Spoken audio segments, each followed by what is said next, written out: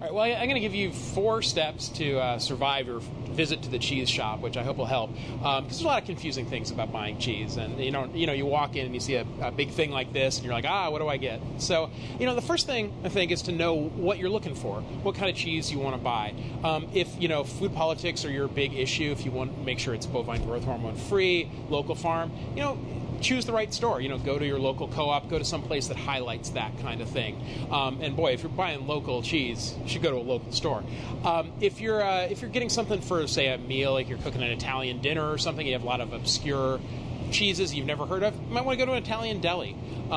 And if you want something that's just super fancy schmancy, that's just going to impress all your friends, you might go to a store that sells only cheese. And so I think that's the first step, is like figuring out where you want to go. And in your neighborhood, things might be different. In your city, things might be different. Some places have better or worse selections. So just go and check those things out. The second thing I'd say is it's really important to just look around. And I work in cheese, so it's easy for me to say this, but take a look around and see if anybody cares. That's number 2. Does anybody care?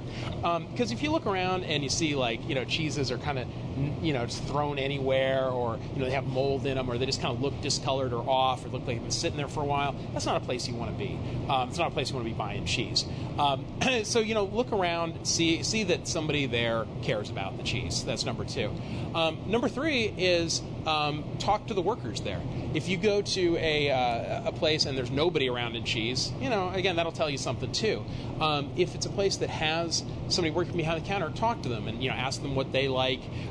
Tell them what you like, and that's, I think, the most important thing that people forget sometimes. If you go in there and you tell the cheese worker, I like cheddar, that tells them one thing. If you go in there and you say, well, I like Vacherin Mont d'Or and only this kind of thing, that tells them something else. And they can kind of, if they're good, they can kind of guide you towards what you're looking for if you give them that kind of information.